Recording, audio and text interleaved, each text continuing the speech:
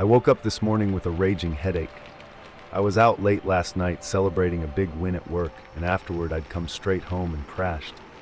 I took an aspirin, showered, and dressed, watching a YouTube clip from yesterday about the explosion in TCRB.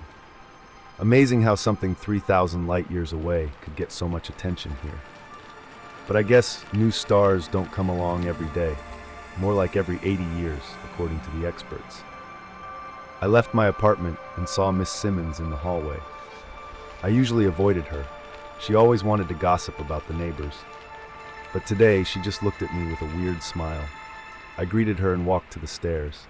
I left my building and walked to the subway station. Without paying much attention to anyone around me, I swiped my pass and boarded the train. As I sat in the car, something seemed different than usual. It took a second, but then I realized what it was. The noise I was used to, people chattering on their phones, playing videos, speaking rudely to each other, was gone. It was completely silent. I looked up and realized why. No one on the entire train was talking. Instead, they were all staring at me. And they all had the same look on their faces, a warped, disturbed smile, like they were seeing something that wasn't part of this world. I hurried off the train, wanting to get away as quickly as possible. But as I walked down the street, I noticed more and more people looking at me the same way. I started running, bursting through the door of my office, glad to have made it. Then I looked up. My coworkers, people I worked with every day, were wearing that same smile. They slowly began to walk toward me. Shit, I turned and fled the building, desperate to get away. But everywhere I turned, people with that same terrifying smile were approaching me. I turned a corner, but 3 people were waiting.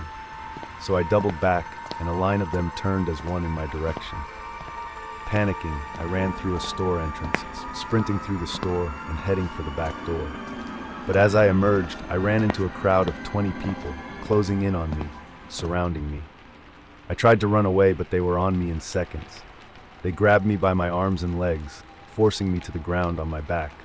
One of them grabbed my head and forced it upwards, while another grabbed my eyelids and pried them open. Despite my struggles, they succeeded in pointing my eyes skyward.